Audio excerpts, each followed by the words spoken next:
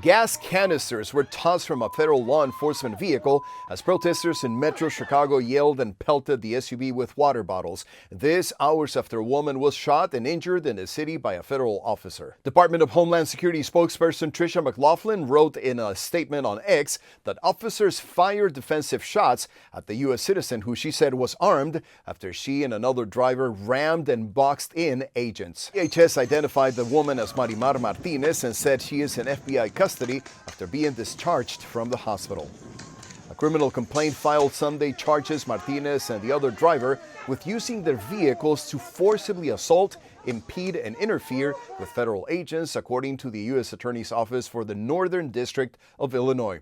It is unclear if Martinez has legal representation. In her statement, McLaughlin said, quote, "Agents were unable to move their vehicles and exited the car. One of the drivers who rammed the law enforcement vehicle was armed with a semi-automatic weapon. No law enforcement officers were seriously injured," she wrote.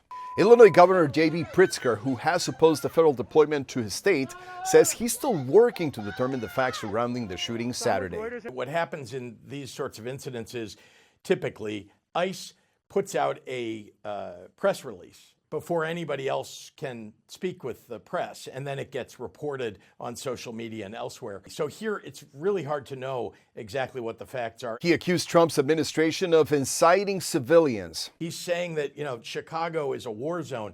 None of that is true. They're just making this up. And then what do? They fire tear gas and smoke grenades, and they make it look like it's a war zone. And they get people on the ground are frankly incited to want to do something about it. As protests grew against tactics by Immigration and Customs Enforcement, officers have used force and tear gas against demonstrators, including lawmakers. In response to the incident and others in Chicago, the FBI said it and its federal partners will continue to aggressively pursue charges and investigate violence against officers, obstruction of justice, and destruction of federal property.